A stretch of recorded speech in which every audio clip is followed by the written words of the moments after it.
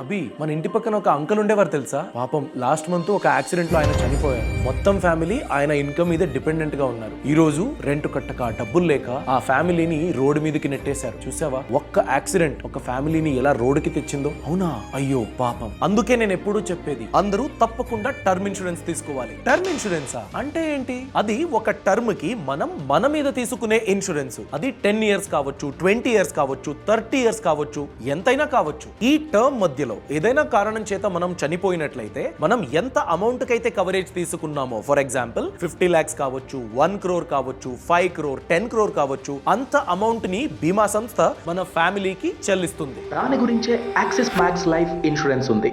Axis max life insurance తో పాటు section 80C మరియు 80D కింద మీరు 54,600 రూపాయల వరకు ట్యాక్స్ సేవ్ చేయొచ్చు. అలానే కేవలం 578 రూపాయలు పే చేసినట్లయితే కోటి రూపాయల కవరేజ్ మీరు పొందొచ్చు. దీని యొక్క claim settlement ratio 99.7%.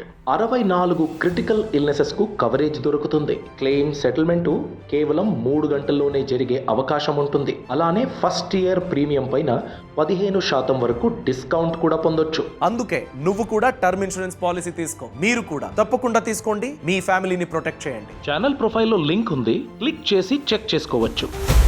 Boss Wala. Be the boss.